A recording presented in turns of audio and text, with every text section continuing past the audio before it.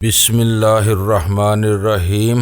گمنام ہیرو کے معزز ناظرین السلام علیکم۔ آئیے چلتے ہیں کہانی کی طرف۔ اگلے روز صبح و سویرے کامنی کو بس پر بٹھا کر ہم لوگ شاولن واپس آ گئے۔ اپنے کمرے میں آتے ہی جانکی میرے سامنے بیٹھ گئی۔ چند لمحے گہری نظروں سے میری طرف دیکھتی رہی، پھر سرسری سی آواز میں بولی، وجدان چائے کی پیالی کا اپنی جگہ سے حرکت کرنا کیا وہ؟ میں تو خود بھی نہیں سمجھ سکا۔ میں نے اس کی بات کاٹ کر کہا، کچھ عجیب سی بات ہوئی تھی۔ میرے سامنے جو کپ رکھا گیا تھا وہ لبالب بھرا ہوا تھا اور میرا چائے کا موڈ بھی نہیں تھا۔ حاشی کے سامنے رکھا جانے والا کپ آدھا تھا۔ اس کپ کو دیکھ کر بے اختیار میرے دل میں یہ خواہش ابھری تھی کہ کاش وہ آدھا کپ میرے سامنے آ جاتا، اور پھر میں نے اس کپ کو اپنی جگہ سے حرکت کرتے ہوئے دیکھا تھا۔ اس کے بعد مجھے کچھ پتا نہیں چل سکا کہ وہ کپ میرے سامنے کیسے آ گیا۔ اس دوران میں تمہاری نظریں کپ پر مرکوز رہی تھی؟ جانکی نے پوچھا۔ ہاں، لیکن یہ چی کی پاور تھی۔ جانکی نے میری بات کاٹ دی۔ تمہارے دل میں اس کپ کو حاصل کرنے کی خواہش ابھری تھی۔ اس وقت چی کی قوت تمہاری آنکھوں میں سمٹ آئی تھی اور وہ کپ تمہاری نظروں سے تمہاری طرف کھینچا چلا آیا۔ ہو سکتا ہے ایسا ہی ہو، مگر یقیناً ایسا ہی تھا۔ جانکی نے ایک بار پھر میری بات کاٹ دی۔ تمہیں اس میں کوئی شبہ نہیں ہونا چاہیے، تمہاری محنت بار آور ثابت ہو رہی ہے۔ لیکن میں نے دوبارہ یہ کوشش کی تھی کہ نظروں کی قوت سے دوسرے کپ کو اپنی طرف کھینچ سکوں، مگر کچھ نہیں ہوا تھا۔ میں نے کہا، ہو سکتا ہے کہ پہلے کپ کا اپنی جگہ سے سرکنا محض اتفاق رہا ہو۔ وہ میز شیشے کی تھی، ہو سکتا ہے کہ ساسر گیلی ہو۔ اکثر ایسا ہوتا ہے کہ کوئی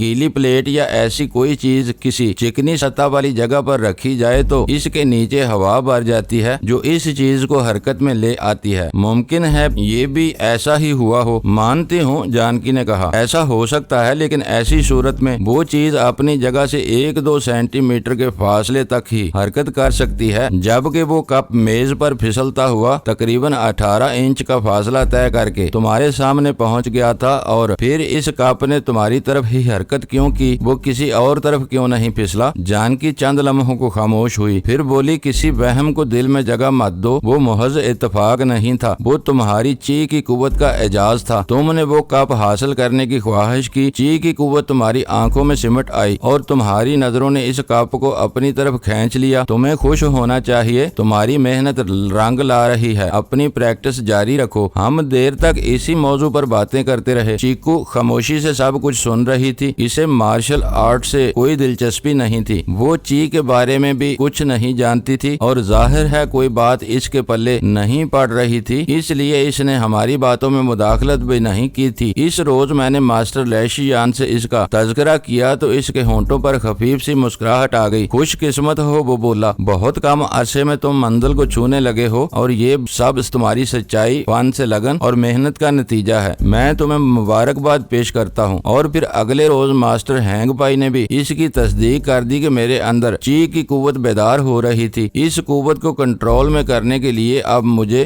زیادہ محنت اور ریاضت کی ضرورت تھی۔ چند ہفتے اور گزر گئے، میری پریکٹس جاری رہی۔ اس دوران میں شاولن میں میرے باقاعدہ مقابلے بھی ہوتے رہے۔ مجھے قابل تسخیر قرار دے دیا گیا تھا۔ کوئی مارشل آرٹسٹ میرے سامنے 1 منٹ سے زیادہ نہیں ٹک سکتا تھا۔ ایک روز اس طرح کا ایک اور واقعہ پیش آیا، بلکہ میں اسے حادثہ ہی کہوں گا۔ شاولن میں ایک نیا جمنازیم بن رہا تھا۔ عمارت زیر تعمیر تھی، میٹیریل ناقص تھا یا کوئی اور وجہ تھی۔ عمارت گر پڑی، کام کرنے والے مزدور ملبے کے نیچے دب گئے۔ چیخو پکار کی آواز سن کر لوگ دوڑ پڑے اور ملبے کے نیچے دبے ہوئے مزدوروں کو نکالنے لگے۔ میں بھی اس وقت جانکی کے ساتھ قریب ہی موجود تھا۔ ہم دونوں بھی دوڑتے ہوئے وہاں پہنچے۔ عجیب روح فرسا منظر تھا۔ خون میں لت پت زخمی مزدوروں کو نکالا جا رہا تھا۔ 2 مزدور ایک آہنی گارڈر کو ہٹانے کی کوشش میں مصروف تھے، مگر اوپر سینکڑوں من ملبہ ہونے کی وجہ سے گارڈر نے اپنی جگہ سے 1 انچ بھی حرکت نہیں کی۔ میں نے لوگوں کو ہٹا دیا اور جھک کر صرف ایک ہاتھ سے آہنی گارڈر کو اوپر اٹھانے لگا۔ گارڈر اوپر اٹھتا چلا گیا۔ نیچے دبے ہوئے 2 مزدوروں میں سے ایک مر چکا تھا اور دوسرا شدید زخمی تھا۔ اگر وہ زندہ بچ بھی گیا تو زندگی بھر ہاتھ پیر ہلانے کے قابل نہیں تھا۔ میں اس وزنی گارڈر کو اب بھی ایک ہاتھ سے اٹھائے کھڑا تھا۔ مجھے قطعاً احساس ہی نہیں تھا کہ میں نے کوئی بوجھ اٹھا رکھا ہے۔ بس یوں لگ رہا تھا جیسے کسی درخت کی جھکی ہوئی پتلی سی شاخ کو اس کی جگہ سے ہٹا رکھا ہے۔ آس پاس کھڑے ہوئے لوگ حیرت سے میری طرف دیکھ رہے تھے۔ جس آہنی گارڈر کو 10-12 آدمی مل کر بھی حرکت نہیں دے سکتے تھے، اسے اسے میں نے بڑے اطمینان سے ایک ہاتھ سے کئی فٹ اوپر اٹھا دیا تھا۔ وجدان جانکی کی سرسراتی ہوئی آواز میری سماعت سے ٹکرائی۔ مزدوروں کو نکال لیا گیا ہے، گارڈر چھوڑ دو۔ میں نے گارڈر ہاتھ سے چھوڑ دیا۔ لوگ پھٹی پھٹی سی نظروں سے میری طرف دیکھ رہے تھے۔ جانکی مجھے بازو سے پکڑ کر دور کھینچتی ہوئی وہاں سے دور لے گئی اور ایک جگہ رک کر بڑی عجیب سی نظروں سے میری طرف دیکھنے لگی۔ اب اس میں کوئی شبہ نہیں ہونا چاہیے کہ تم اپنے اندر مخفی چی کی اس پر اسرار قوت پر قابو پا چکے ہو اور تم اسے اپنے مرضی سے استعمال کر سکتے ہو، جانکی کہہ رہی تھی۔ دنیا میں 2-4 لوگ ہی ایسے ہوں گے جنہوں نے اس فن میں اس قدر کمال حاصل کیا ہو۔ اس پر اسرار قوت سے بڑے بڑے کام لیے جا سکتے ہیں۔ اب یہ تم پر منحصر ہے کہ تم اسے کس طرح استعمال کرتے ہو۔ میں تمہارا مطلب سمجھ رہا ہوں جانکی، میں نے کہا۔ اطمینان رکھو، میں اس قوت کا غلط استعمال نہیں کروں گا۔ گری ہوئی عمارت کے قریب اب بھی لوگوں کا ہجوم تھا۔ ہم وہاں سے بہت دور آ کر ایک ریسٹورنٹ میں بیٹھ گئے۔ گرم گرم کافی اس وقت مجھے بہت اچھی لگ رہی تھی اور شاید میں اس کی طلب بھی محسوس کر رہا تھا۔ میں نے ایک اور بات خاص طور پر نوٹ کی تھی۔ پہلی مرتبہ چیانگ شاؤ کے گھر پر چائے کے کپ والا واقعہ پیش آیا تھا تو میری کنپٹیاں سلگنے لگی تھیں اور میرے دماغ میں دھماکے سے ہونے لگے تھے، اور اس وقت مجھے احساس بھی نہیں ہوا تھا کہ لاشعوری طور پر مجھ سے کیا حرکت سرزد ہوئی ہے، لیکن آج وہ کیفیت نہیں تھی۔ میں ذہنی طور پر بالکل پرسکون تھا اور یہ بھی جانتا تھا کہ میں نے جو کچھ بھی کیا ہے وہ لاشعوری طور پر نہیں ہوا تھا، بلکہ مجھے اس حقیقت کا پوری طرح ادراک تھا کہ میں کیا کر رہا ہوں۔ اس رات میں دیر تک نہیں سو سکا تھا۔ آج کے واقعے اور اندر کی اس مخفی اور پر اسرار قوت کے بارے میں سوچتا رہا جس پر میں قابو پا چکا تھا۔ اس میں شبہ نہیں کہ میں نے اس کے لیے بڑی محنت کی تھی، بڑی ریاضت کی تھی، بڑے کٹھن مراحل سے گزرا تھا، مگر میری اس کامیابی میں مہاراج ماسٹر ہوچن، دوسرے انسٹرکٹر ماسٹر لیشی یان اور سب سے زیادہ ماسٹر ہینگ پائی کا دخل تھا۔ ان سب کی توجہ اور محنت سے ہی میں اس مقام تک پہنچ سکا تھا۔ اس دوران میں دوسری طرف سے بھی غافل نہیں رہا تھا۔ کوچی میرا بہترین دوست بن گیا تھا اور اس کے ذریعے مجھے ادھر ادھر کی معلومات حاصل ہوتی رہتی تھی۔ مائیکل اور ٹروڈر کا بندوبست کرنے کے بعد اگرچہ شاولن میں ہیروئن کی سپلائی رک گئی تھی اور شانتی جس نے 5-6 ہفتوں تک ہیروئن استعمال کی تھی وہ بھی علاج سے مکمل طور پر صحت یاب ہو کر معمولات کی سرگرمیوں میں حصہ لے رہی تھی، اور پھر ایک روز وہ بھی اپنا کورس مکمل کر کے تھائی لینڈ واپس چلی گئی۔ اس نے مجھے بینکاک کا ایڈریس بھی دیا تھا اور بہت اصرار کیا تھا کہ اگر میں بینکاک آؤں تو اس سے ضرور ملوں۔ ایسی ہی دعوت مجھے اور جانکی کو کامنی نے بھی دی تھی۔ اس نے جے پور میں اپنے ماما کا ایڈریس دیا تھا اور تاکید کی تھی کہ میں جب بھی ہندوستان آؤں اس سے ضرور ملوں۔ جن دنوں ہم نے ہیکسیان اور پھر بعد میں ٹروڈر اور مائیکل کو پکڑا تھا، ان دنوں میگا غائب ہو گیا تھا۔ ان تینوں کی کہانی تو ختم ہو گئی تھی، مگر میگا کے بارے میں ایک بار پھر کچھ باتیں سننے میں آ رہی تھی۔ کوچی کی اطلاع کے مطابق وہ شاؤ یانگ میں کسی جگہ موجود تھا اور اس نے کچھ لوگوں کو میرے پیچھے بھی لگا دیا تھا جو مجھے نقصان پہنچانے کے لیے موقع کی تلاش میں تھے۔ یوں تو شاولن میں میرے بہت سے دوست بن گئے تھے، مگر دشمنوں کی تعداد بھی کچھ کم نہیں تھی۔ ہر وہ شخص میرا دشمن تھا جو میری کامیابیوں سے جلتا تھا یا مجھ سے شکست کھا چکا تھا۔ ان میں ہوشین کا نام سر فہرست تھا جو مقابلے میں مجھ سے اپنا بازو تڑوا بیٹھا تھا۔ اس کے بازو پر ابھی تک پلستر چڑھا ہوا تھا۔ اس کا شمار ان لوگوں میں کیا جا سکتا تھا جو کھیل کے میدان میں تو اترتے تھے مگر ان میں سپورٹس مین اسپرٹ نہیں تھی۔ یہ صرف جیتنا چاہتے تھے، شکست تسلیم کرنے کو تیار نہیں تھے۔ ہار کو یہ اپنی انا کا مسئلہ بنا لیتے تھے اور جیتنے والے کو اپنا بدترین دشمن سمجھنے لگتے تھے اور اپنے اوچھے ہتھ کنڈوں سے اسے نقصان پہنچانے کے لیے موقع کی طاق میں رہتے تھے۔ یہی سب کچھ اس روز بھی ہوا تھا۔ ہوشین بہت اچھا مارشل آرٹسٹ تھا، اس نے کبھی شکست نہیں کھائی تھی۔ اس روز میرے ساتھ ہونے والا مقابلہ بھی بڑا سنسنی خیز تھا۔ اس نے مجھے زیر کرنے کے لیے کچھ بہت عمدہ قسم کی ٹیکنیکس بھی استعمال کی تھی، لیکن پھر اس پر جنون طاری ہو گیا اور وہ اپنے حواس کھو بیٹھا۔ اگر وہ خنجر سے حملہ کرنے کے بجائے ہوش و حواس میں رہ کر اپنی کوشش جاری رکھتا تو شاید پوائنٹس پر مجھے شکست دینے میں کامیاب بھی ہو جاتا، لیکن وہ تو پہلے سے طے کر کے آیا تھا مجھے ہر حالت میں زیر کرنا ہے۔ 10ویں راؤنڈ میں ہمارے پوائنٹس برابر ہو گئے تھے اور اسے یہ خطرہ لاحق ہو گیا تھا کہ اب میں اسے زیر کر لوں گا تو اس نے لباس میں چھپا ہوا خنجر نکال لیا تھا۔ وہی ہوشین اب میرا سب سے بڑا دشمن تھا اور اب میگا ایک بار پھر میدان میں اتر آیا تھا۔ وہ اگرچہ خود پس منظر میں تھا مگر اس نے اپنے کچھ گرگے میرے پیچھے لگا دیے تھے۔ وہ مجھے ہر صورت میں گولڈن ٹرائی اینگل جنگل لے جانا چاہتا تھا۔ ماسٹر ہینگ پائی بھی اس صورتحال سے آگاہ تھا۔ اس کی ہدایت پر ماسٹر لیشیان نے میری حفاظت کا بندوبست اس طرح کر دیا تھا کہ 2-3 لڑکے دور رہ کر میری نگرانی کرنے لگے تھے۔ کسی مشتبہ شخص کو میرے قریب دیکھ کر وہ منڈلاتے ہوئے میرے قریب آ جاتے۔ انہی دنوں کچھ اور اسٹوڈنٹس نے ہمارے جمنازیم میں داخلہ لیا تھا۔ ان میں ہوشنگ نام کی ایک چینی لڑکی بھی تھی۔ اس کی عمر 22-23 کے لگ بھگ رہی ہوگی اور وہ فان کنگ کی رہنے والی تھی۔ دوسرے شہروں یا غیر ممالک سے آنے والے عام طور پر پیسے کے معاملے میں پریشان رہتے تھے۔ وہ ایک پائی سوچ سمجھ کر خرچ کرتے تھے۔ خرچ بچانے کے لیے ایک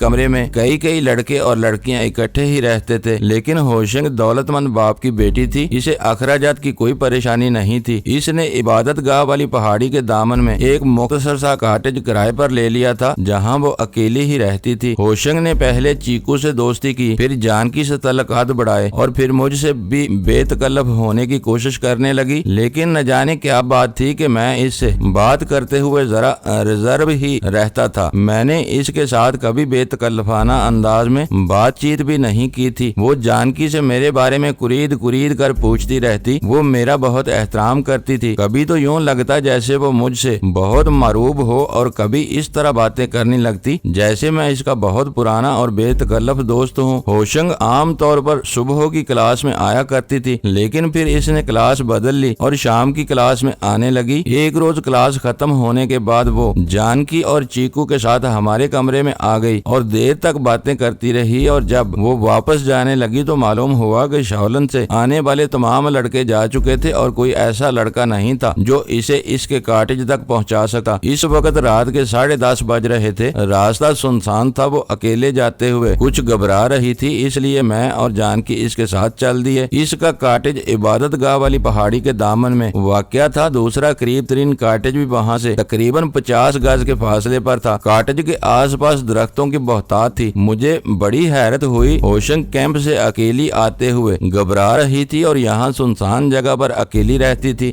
2 کمروں پر مشتمل کاٹیج ضرورت کی ہر چیز سے آراستہ تھا۔ ایک بیڈ روم تھا اور دوسرے کو سٹنگ روم کے طور پر استعمال کیا جا رہا تھا۔ فرنیچر اور دیگر سامان دیکھ کر اس کی عمارت کا اندازہ لگایا جا سکتا تھا۔ ہوشنگ نے بتایا کہ اس نے یہ فرنیچر شاؤ یانگ سے منگوایا تھا۔ جب اپنی ٹریننگ مکمل کر کے واپس جائے گی تو یہ فرنیچر یہیں چھوڑ جائے گی۔ خوش ذائقہ مشروب سے تواضع کیے بغیر اس نے ہمیں واپس نہیں آنے دیا تھا۔ واپسی پر میں اور جانکی اس کے بارے میں باتیں کرتے رہے۔ ہوشنگ فان کنگ کے ایک دولت مند گھرانے سے تعلق رکھتی تھی۔ وہ محض شوقیہ طور پر یہ فن سیکھ رہی تھی۔ بلیک بیلٹ اس نے فان کنگ ہی کے ایک مارشل آرٹ کلب سے حاصل کیا تھا اور مزید تربیت کے لیے یہاں آ گئی تھی۔ اس نے اس خیال کا اظہار بھی کیا کہ وہ کم از کم 1 سال یہاں رہنے کا ارادہ رکھتی ہے۔ ہوشنگ رفتہ رفتہ مجھ سے بھی بے تکلف ہوتی جا رہی تھی۔ کئی مرتبہ وہ رات کو ہمارے پاس ہی رہ گئی تھی اور کئی مرتبہ میں اور جانکی یا چیکو اسے کاٹیج تک چھوڑنے گئے تھے۔ اس رات بھی ایسا ہی ہوا تھا۔ 10:30 بج چکے تھے۔ جانکی نے ہوشنگ کو رک جانے کو کہا تھا مگر وہ کاٹیج جانے پر بضد تھی۔ جانکی اور چیکو اس وقت کہیں جانے کے موڈ میں نہیں تھی۔ مجبوراً مجھے ہی ہوشنگ کے ساتھ جانا پڑا۔ شاولن کے بعض علاقوں میں ابھی رونق تھی۔ ہوشنگ میرے ساتھ جڑ کر چل رہی تھی۔ اس نے میرا ایک ہاتھ بھی تھام لیا تھا۔ میں نے کوئی خیال نہیں کیا اور اس کے ساتھ رہا اور پھر وہ ایک اوپن ایئر ریسٹورنٹ کے سامنے رک گئی۔ 1 کپ کافی ہو جائے میری طرف سے، اس نے میری طرف دیکھتے ہوئے کہا۔ اس وقت میرا بھی کافی یا چائے کا موڈ ہو رہا تھا۔ ہم دونوں فٹ پاتھ پر پڑی ہوئی ایک میز کے گرد کرسیوں پر بیٹھ گئے۔ کافی پینے کے بعد جب ہم ریسٹورنٹ سے اٹھے تو 11:30 بج رہے تھے۔ ہوشنگ اس بار بھی میرے ساتھ جڑ کر چل رہی تھی اور اس نے میرا ہاتھ بھی تھام رکھا تھا۔ وہ میرا ہاتھ کبھی سہلانے لگتی اور کبھی ہولے ہولے دبانے لگتی۔ پہلے تو میں نے خیال نہیں کیا لیکن پھر میں اپنے آپ میں عجیب سی کیفیت محسوس کرنے لگا۔ میں نے ایک مرتبہ گردن گھما کر ہوشنگ کی طرف دیکھا۔ وہ مسکرا کر رہ گئی۔ میرا خیال تھا کہ میں اسے کاٹیج کے دروازے پر ہی چھوڑ کر چلا جاؤں گا۔ وہ بضد تھی کہ میں اندر چل کر تھوڑی دیر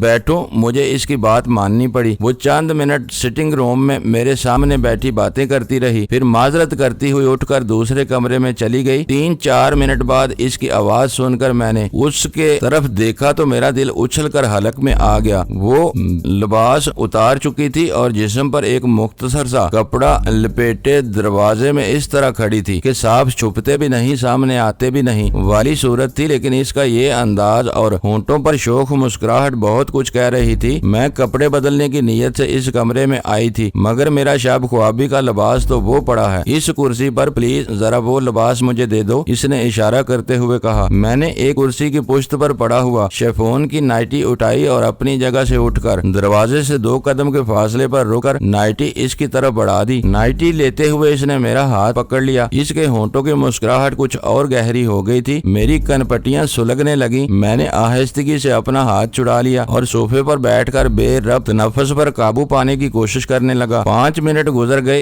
एक बार तो मेरे दिल में आई कि उठकर बगैर बताए चला जाऊं, और मुमकिन है मैं अपने इस इरादे पर अमल भी कर डालता, लेकिन ठीक इसी वक्त वो कमरे में दाखिल हुई। इसने दोनों हाथों में एक खूबसूरत ट्रे उठा रखी थी, जिसमें रखे हुए 2 नाजुक से गिलासों में मशरूब भरा हुआ था। हल्के गोल्डन कलर का ये वही मशरूब था जो पहले भी हम कई बार पी चुके थे। मैं या जानकी वगैरह जब भी होशंग को छोड़ने आते, वो इस मशरूब से हमारी तवाज़े जरूर करती थी, और इसमें शुबा नहीं बहुत खुश जायका था। होशंग ने ट्रे छोटी सेंटर टेबल पर रख दी और सामने वाले सोफे पर बैठ गई। इसकी तरफ देखते हुए मुझे सीने में सांस रुकता हुआ महसूस होने लगा। वो मेरे सामने बैठी मुस्कुराती हुई निगाहों से मेरी तरफ देखती रही, फिर एक गिलास उठाकर आगे झुकते हुए मेरी तरफ बढ़ा दिया। मैंने 1-2 सिप लेकर गिलास मेज पर रख दिया। वो मेरा बहुत कड़ा इम्तिहान ले रही थी। मैं जानता था कि ये सब कुछ इसने जानबूझकर किया था, मेरे जज्बात को इश्तिहाल दिलाने के लिए। और इससे पहले कि मैं इसके दाव में आ जाता, मैं एक झटके से उठ कर खड़ा हो गया। मैंने फौरन ही वहाँ से जाने का फैसला कर लिया था। होशंग की आंखों में उलझन सी तैर गई। वो भी एक झटके से उठकर मेरे करीब आ गई। इसने एक बाजू मेरी कमर के गिर्द हमायल कर दिया और दूसरे हाथ से पकड़कर मुझे दोबारा सोफे पर बिठा दिया। ये गिलास खाली किए बगैर तुम नहीं जा सकते डियर। वो मेरा गिलास उठाते हुए बोली, ये हमारी रवायत है कि मेहमान जब तक अपना गिलास या कप खाली न कर दे, इसे घर से जाने की इजाजत नहीं दी जाती। लो आज मेरे हाथ से पी लो। इसने गिलास मेरे होंठों से लगा दिया और खुद भी मेरे ऊपर झुक गई। मेरे जिस्म पर च्योंटियां सी रेंगने लगी, कनपट्टियां तपने लगी। चीकू बहुत अरसे से मेरे साथ ही वो तवाइफ थी। वो भी अक्सर हसरत भरी नजरों से देखा करती थी। कई मौके भी मिले थे, मगर ऐसी हरकत इसने कभी नहीं की थी। और ये होशंग अपने आप को एक शरीफ और मुअज़्ज़ज़ घराने की बताने वाली होशंग पके हुए फल की तरह मेरी आगोश में गिरी जा रही थी। वो मेरे ऊपर झुकी जा रही थी। मैं अपने सीने में हलचल सी महसूस करने लगा। सनसनी की लहरें थी जो बिजली के करंट की तरह मेरे जिस्म में फैल रही थी। मैंने इससे पीछा छुड़ाने के लिए घटाघट सारा मशरूब पी लिया। इसने गिलास मेज पर रख दिया और पूरी तरह मेरे ऊपर औंध गई। वो मुझे अपनी बाहों के हिसार में लेने की कोशिश करते हुए हल्के हल्के कह लगा रही थी। अचानक मुझे अपने दिमाग में सनसनाहट सी महसूस होने लगी। ये सनसनाहट इस सनसनाहट से बहुत मुख्तलिफ थी जो मैं कुछ देर पहले तक महसूस कर रहा था। मेरे कौवा एकदम ढीले पड़ने लगे। मैं समझ गया कि मेरे साथ धोखा हुआ था और मशरूब में कोई नशा आवर दवा मिलाई गई थी। ये मशरूब, इसमें क्या था? मैं हकलाया और इसे अपने ऊपर से हटाने की कोशिश करने लगा। आराम से पड़े रहो। होशंग बिल्ली की तरह गुर्राई। इसके चेहरे के तासरात भी एकदम बदल गए थे। बहुत बहादुर बनते थे, नकाबले तस्खीर समझते थे। अपने आप को एक ही बार में ढेर कर दिया ना। मैं सर को जोर जोर से झटके देने लगा। इसने मेरे सीने पर दबाव डाल रखा था ताकि मैं उठ न सकूं। मुझे बेहोश करने के लिए मशरूब में जो भी नशा आवर चीज मिलाई गई थी, इसका असर अभी शुरू ही हुआ था। मैं अगर चाहता भी तो अपने आप को इसके जेरे असर आने से नहीं बचा सकता था। लेकिन अचानक मेरी आंखों के सामने रोशनी का एक कोंदा सा लपक गया। मैंने अपने अंदर की मख्फी और पूरे असरार कुव्वत को आवाज दी और फिर वो हुआ जिसके बारे में मैंने सोचा भी नहीं होगा। मैं अपने आप को मुकम्मल तौर पर होशो हवास में महसूस करने लगा और अगर मैं चाहता तो इस वक्त होशंग को अपने ऊपर से गिरा कर इसकी हड्डियों का सुरमा बना सकता था। लेकिन अचानक मेरे जहन में एक और ख्याल उभरा। मैं मालूम करना चाहता था कि इसने मेरे साथ ये हरकत क्यों की थी और मुझे बेहोश करने की कोशिश क्यों की थी। वो क्या मकसद हासिल करना चाहती थी या किसी और के कहने पर इसने ऐसा किया था। मैंने एक गहरा सांस लेते हुए आंखें बंद कर ली और जिस्म ढीला छोड़ दिया। मेरे अंदर की मख्फी कुव्वत ची का काम शुरू कर दिया था। मैंने अपना सांस रोक लिया। मैं दूसरों के लिए बेहोश हो चुका था, मगर मैं अपने अंदर मुकम्मल तौर पर होश में था। मेरे दिमाग की खिड़कियां खुली हुई थी। मैं हर आवाज सुन सकता था। इन आवाजों को शिनाख्त चश्मे तसव्वुर से इनकी सूरतें भी देख सकता था। और सबसे बड़ी बात यह कि मैं जब चाहता होश में आ सकता। होशंग मुझे छोड़कर अलग हो गई। इसकी आंखों और اور چہرے پر سرد موہری کے تاثرات نمایاں تھے۔ وہ جب میری طرف دیکھتی رہی پھر دوسرے کمرے میں چلی گئی۔ اس کی واپسی تقریباً 10 منٹ بعد ہوئی تھی۔ اس نے کپڑے پہن لیے تھے اور ایک بیگ اٹھا رکھا تھا جو اس نے سامنے ہی صوفے پر رکھ دیا۔ اس نے ایک بار پھر میری طرف دیکھا،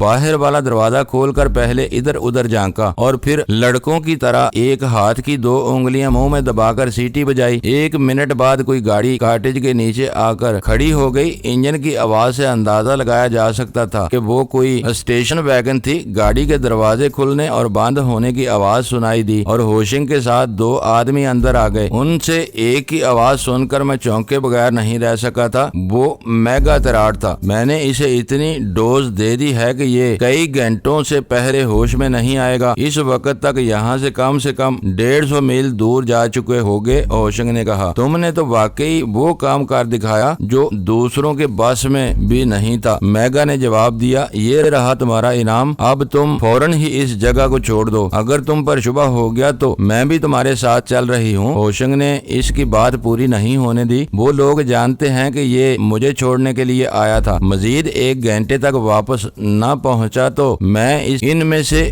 کوئی نہ کوئی یہاں پہنچ جائے گا اور سب سے پہلا مجھ پر ہی شبہ کیا جائے گا۔ اسی لیے میں 1 منٹ بھی یہاں نہیں رک سکتی۔ مجھے شاؤ یانگ سے آگے کسی جگہ اتار دینا۔ میگا اور اس کے ساتھی نے مجھے صوفے سے اٹھا لیا اور کاٹیج سے باہر لے جا کر سامنے کھڑی ہوئی گاڑی میں ڈال دیا۔ جیسے ہی نیچے اترے میں نے آنکھیں کھول کر صورتحال کا جائزہ لیا۔ یہ کوئی ایمبولینس تھی جس کے ایک سائڈ لمبائی کے رخ پر اسٹریچر نما سیٹ تھی جس پر مجھے لٹا دیا گیا تھا۔ سامنے بھی لمبی سیٹ تھی، ایک طرف گیس سلنڈر بھی رکھا ہوا تھا اور دیگر وہ تمام لوازمات موجود تھے جو ایک ایمبولینس میں ہونے ضروری ہوتے ہیں۔ ڈرائیونگ کیبن اور پچھلے حصے کے درمیان ایک کھڑکی تھی۔ ڈرائیونگ سیٹ پر اس وقت کوئی نہیں تھا۔ میرا سر بالکل ٹھیک تھا کہ میگا اور اس کے ساتھی کے علاوہ صرف ہوشنگ تھی جسے ان کے ساتھ کچھ دور تک جانا تھا۔ مجھے یہ بھی سمجھنے میں دیر نہیں لگی کہ یہ لوگ مجھے مریض کی حیثیت سے کم مسلسل بے ہوش رکھ کر کہیں لے جانا چاہتے تھے۔ باہر سے مندب لہجے میں باتوں کی آواز سنائی دے رہی تھی۔ پھر کاٹیج کا دروازہ بند ہونے کی آواز سنائی دی اور اس کے فوراً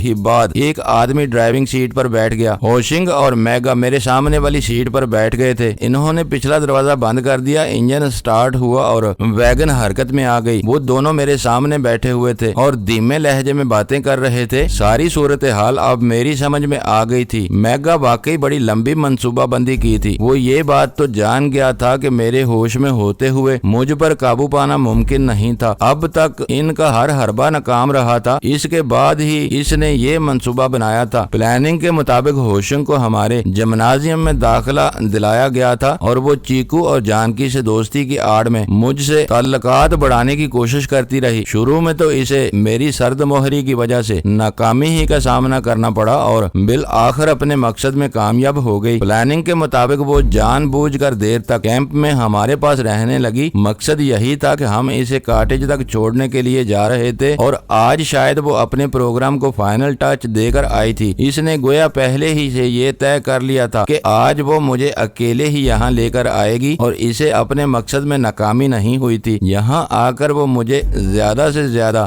دیر تک روکنے کے لیے وہی ہتھ کنڈے استعمال کرتی رہی جو ایک حسین عورت کسی مرد کو چت کرنے کے لیے کر سکتی ہے، مگر اس میں اسے ناکامی ہوئی اور جب میں اٹھ کر جانے لگا تو اس نے مجھے زبردستی روک لیا۔ وہ نیم برہنہ میرے سامنے آئی تھی۔ اس کا خیال تھا کہ میں بالہانہ انداز میں اس سے لپٹ جاؤں گا، مگر اس میں بھی اسے ناکامی ہوئی اور بالآخر اس نے آخری حربہ استعمال کیا اور نشہ آور مشروب کے ذریعے مجھے بے ہوش کرنے کی کوشش کی، مگر میں بروقت اس کی سازش سے آگاہ ہو گیا اور چی کی مدد سے اس کی سازش کو ناکام بنا دیا اور اب میں اس ایمبولینس میں بے ہوش پڑا تھا اور وہ دونوں میرے سامنے بیٹھے ہوئے سرگوشیوں میں باتیں کر رہے تھے۔ میگا ہوشنگ کی پلاننگ اور حوصلہ مندی کی تعریفیں کر رہا تھا۔ میں اپنی سیٹ پر بے حس و حرکت پڑا، جانکی وغیرہ کے بارے میں سوچ رہا تھا۔ مجھے ہوشنگ کو اس کے کاٹیج تک چھوڑ کر زیادہ سے زیادہ 1 گھنٹے میں واپس چلے جانا چاہیے تھا اور اب تقریباً 2.5 گھنٹے ہو چکے تھے۔ یقیناً کسی کو میرے پیچھے بھیجا گیا ہوگا۔ پھر اچانک مجھے ایک اور خیال آیا، ماسٹر لیشیان نے میری خفیہ نگرانی بھی تو شروع کرا رکھی تھی۔ ہو سکتا ہے نگرانی کرنے والوں نے مجھے اس طرح اغوا ہوتے ہوئے دیکھ لیا ہو اور میرے پیچھے آ رہے ہوں، اور یہ بھی ممکن تھا کہ انہیں میرے اغوا کا پتہ ہی نہ چلا ہو۔ اس طرح جو کچھ کچھ بھی کرنا تھا مجھے اکیلے ہی کرنا تھا اور اس کے لیے مجھے مناسب وقت کا انتظار تھا۔ ایمبولینس شاولن کی حدود سے نکل چکی تھی اور اب شاؤ یانگ کے قریب پہنچ رہی تھی۔ میگا نے کھڑکی پر جھک کر ڈرائیور کو ہدایت کر دی تھی کہ وہ ایمبولینس کو قصبے میں لے جانے کی بجائے باہر والی سڑک سے شہر کے دوسری طرف نکال لے جائے اور پھر کچھ ہی دیر بعد شاؤ یانگ بھی پیچھے رہ گیا۔ پیچھے کوئی گاڑی آ رہی ہے، ہوشنگ کی آواز سن کر میں بھی چونک گیا اور آنکھ میں بہت معمولی سی جھرری پیدا کر کے دیکھا تو ایمبولینس کے پیچھے دروازے کے شیشے سے پیچھے آنے والی گاڑی کے ہیڈ لیمپس کی روشنی اندر پہنچ رہی تھی۔ ہو سکتا ہے کہ یہ پیٹرولنگ پولیس کی گاڑی ہو، گھبرانے کی ضرورت نہیں، میں ان سے نمٹ لوں گا، تم وہ کہانی مت بولنا۔ دماغ پر چوٹ لگنے کی وجہ سے مریض کو کومے میں ہے اور ہم اسے شہر کے ہسپتال میں لے جا رہے ہیں، میگا نے کہا۔ جیب سے پستول نکال کر چیک کیا اور دوبارہ جیب میں رکھ لیا، پھر کھڑکی پر جھک کر ڈرائیور سے بھی کچھ کہا۔ ہوشنگ اپنی سیٹ سے اٹھ کر میرے قریب آ گئی اور میرے منہ پر ماسک لگا دیا جس سے منسلک ربڑ کی نلکی سلنڈر سے لگی ہوئی تھی، لیکن اس نے سلنڈر کا وال نہیں کھولا تھا۔ میرے منہ پر ماسک رکھ کر غالباً یہ تاثر دیا جانا مقصود تھا کہ مریض کو آکسیجن پر رکھا گیا ہے۔ پیچھے آنے والی گاڑی تیزی سے قریب آ رہی تھی اور پھر وہ ہماری ایمبولینس کے برابر پہنچ کر آگے نکلنے کی کوشش کرنے لگی۔ اس کے ساتھ ہی مجھے میگا کی چیخنے کی آواز سنائی دی۔ اس نے ڈرائیور سے کچھ کہا تھا۔ میں نے آنکھ میں جھرری بنا کر دیکھا، میگا کے ہاتھ میں پستول تھا۔ وہ کھڑکی کی طرف رخ کر کے غالباً دوسری گاڑی پر فائر کرنا چاہتا تھا۔ اس وقت میں نے ہوش میں آ جانا ہی مناسب سمجھا اور آنکھیں کھول دیں۔ اس وقت ہوشنگ اپنی سیٹ پر بیٹھی میری طرف جھکی ہوئی تھی۔ اس کے چہرے پر خوف کے تاثرات تھے۔ مجھے آنکھیں کھولتے دیکھ کر یہ تاثرات کچھ اور نمایاں ہو گئے۔ میں نے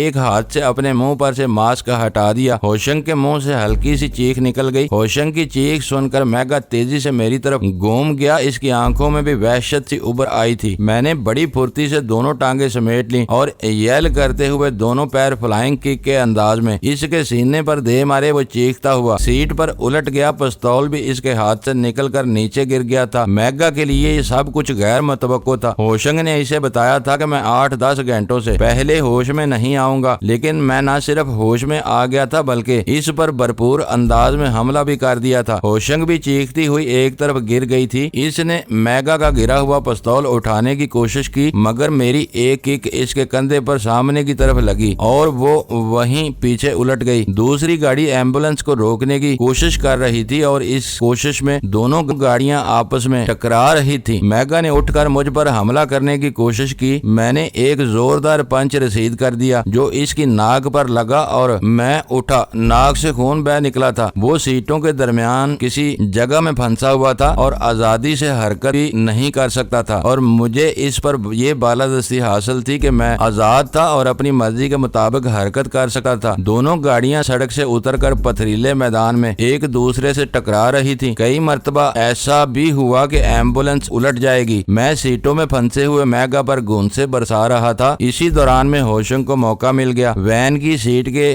2 انچ گولائی والا ایک 3-4 فٹ لمبا جستی پائپ رکھا ہوا تھا۔ ہوشنگ نے وہ پائپ اٹھا کر مجھ پر حملہ کر دیا۔ اگر میں بروقت ایک طرف نہ جھک جاتا تو میری کھوپڑی کے پرخچے اڑ جاتے، لیکن بہرحال پائپ کی ضرب میرے بائیں کندھے پر لگی تھی اور بڑے زور سے لگی تھی۔ میں نے ہوشنگ کو دوسرا حملہ کرنے کا موقع نہیں دیا اور پلٹ کر اس کے سینے پر زور سے پنچ رسید کر دیا۔ وہ خوفناک انداز میں چیختی ہوئی پیچھے الٹ گئی۔ میں نے اسے بھی اٹھا کر میگا پر پھینک دیا اور پچھلے دروازے کے قریب پڑا ہوا پستول اٹھا لیا اور ڈرائیونگ کیبن کی چھوٹی سی کھڑکی سے جھانکتے ہوئے ڈرائیور کو ایمبولینس روکنے کا حکم دیا۔ اس کے ساتھ ہی میں نے ڈیش بورڈ پر ایک آلہ بھی دیکھ لیا۔ ایمبولینس لہرا گئی لیکن پھر اس کی رفتار کم ہوتی چلی گئی اور کچھ دور جا کر رک گئی۔ دوسری کار اس سے چند گز آگے جا کر رک گئی تھی۔ ایمبولینس کے ڈرائیور نے گاڑی روکتے ہی نیچے اتر کر ایک طرف دوڑ لگا دی مگر کار سے اترنے والے ایک شخص نے لپک کر اسے پکڑ لیا اور اس کی دھنائی کرنے لگا۔ میں نے 2 اور آدمیوں کو کار سے اترتے ہوئے دیکھا۔ ان میں ایک کوچی تھا اور دوسرا بھی ہمارے ہی کیمپ کا ایک سینئر اسٹوڈنٹ تھا۔ ہوشنگ اٹھنے کی کوشش کر رہی تھی۔ میں نے اس کی گدی پر ایک زوردار گھونسا رسید کر دیا۔ وہ چیختی ہوئی میگا پر ڈھیر ہو گئی۔ مجھے اس پر ذرا بھی ترس نہیں آیا تھا۔ ایسی فاحشہ اور سازشی ذہن رکھنے والی عورتیں کسی ہمدردی کی مستحق نہیں تھی۔ میں نے پلٹ کر دروازے پر زوردار کک ماری۔ دروازہ کھل گیا اور جب میں باہر نکل رہا تھا تو اسی وقت کوچی اور اس کا دوست بھی دوڑتے ہوئے وہاں پہنچ گئے۔ فیضان تم ٹھیک ہو؟ کوچی بولا میں ٹھیک ہوں، انہیں باہر نکالو۔ میں نے ایمبولینس کے اندر اشارہ کیا، وہ دونوں ایمبولینس میں گھس گئے اور ان دونوں کو مارتے پیٹتے ہوئے باہر نکال لائے۔ ہوشنگ کو دیکھ کر کوچی کا بھی خون کھول اٹھا تھا، اس نے 2-4 ہاتھ بونس کے طور پر بھی لگا دیے۔ تیسرا آدمی ڈرائیور کو بھی مارتا پیٹتا ہوا لے آیا۔ رات آدھی سے زیادہ بیت چکی تھی، ہم شاؤ یانگ سے تقریباً 30 میل دور تھے، ہمارے چاروں طرف ہولناک سناٹا تھا، میلوں دور تک کوئی آبادی نہیں تھی۔ میگا تیراڈ پہلی مرتبہ اس طرح میرے ہاتھ لگا تھا اور میں اس سے بہت کچھ معلوم کرنا چاہتا تھا۔ وہ بہت مشکل آدمی ثابت ہوا تھا، لیکن اسے زبان تو بہرحال کھولنی پڑی تھی۔ اس نے جو کچھ بتایا وہ بہت سنسنی خیز تھا۔ گولڈن ٹرائی اینگل کا جنرل کھوراٹ اس وقت میرا بدترین دشمن تھا۔ یوں تو دنیا کا ہر شریف آدمی موت کے اس سوداگر کا دشمن تھا۔ بہت سی حکومتوں نے بھی اس پر طرح طرح کی پابندی لگا رکھی تھی، مگر اس طرح اسے کوئی بھی نقصان نہیں پہنچا سکا تھا جس طرح میں نے اس کے گھر میں گھس کر نقصان پہنچایا تھا۔ اس کی ایک لیبارٹری تباہ کر دی تھی، درجنوں کرندوں کو موت کے گھاٹ اتارا تھا اور فرار ہوتے ہوئے اس کا ایک ہیلی کاپٹر بھی تباہ کر دیا تھا۔ میں واحد شخص تھا جو اس کی راجدھانی میں گھس کر تباہی نازل کرتا ہوا زندہ سلامت وہاں سے نکل گیا تھا۔ اس نے میری تلاش میں دنیا بھر میں اپنے آدمی پھیلا دیے تھے اور وہ مجھے ہر قیمت پر زندہ گولڈن ٹرائی اینگل واپس لانا چاہتا تھا۔ اس نے میرے لیے کوئی بہت ہی خاص سزا تجویز کر رکھی تھی۔ میگا نے یہ سنسنی خیز انکشاف بھی کیا کہ کم تو گولڈن ٹرائی اینگل میں میرے ہی ہاتھوں مارا گیا تھا۔ دارا اور چیف وانگ چند ہفتے سنہری تکون میں رہنے کے بعد خفیہ طور پر بینکاک واپس چلے گئے تھے۔ انہوں نے جنرل کھوراٹ سے وعدہ کیا تھا کہ وہ وہاں بزنس کو فروغ دے کر اس کے نقصان کی تلافی کرنے کی کوشش کریں گے۔ مزید بہت سی معلومات حاصل کر لینے کے بعد میں نے کوچی کے ایک ساتھی کو اشارہ کیا، وہ میگا کو دھکیلتا ہوا ایک طرف لے گیا۔ میگا کو زندہ چھوڑنے کا میرا کوئی ارادہ نہیں تھا، لیکن چند منٹ بعد ہی بھاگ دوڑ کی آوازیں سن کر میں چونک گیا۔ میں کوچی کو وہیں چھوڑ کر دوڑتا ہوا اس طرف پہنچ گیا۔ معزز ناظرین، لائک کریں، شیئر کریں اور کمنٹس باکس میں پاک آرمی زندہ باد، پاکستان پائندہ باد کا نعرہ ضرور درج کر کے اپنے ملک پر فخر کریں اور پاکستان کی بنیادیں مضبوط کرنے میں اپنا کردار ادا کریں۔ ویڈیو دیکھنے کا شکریہ۔ معزز ناظرین، اپنا خیال رکھیے گا اور ہمارے چینل کا بھی۔ ISI پاک آرمی زندہ باد، پاکستان پائندہ باد۔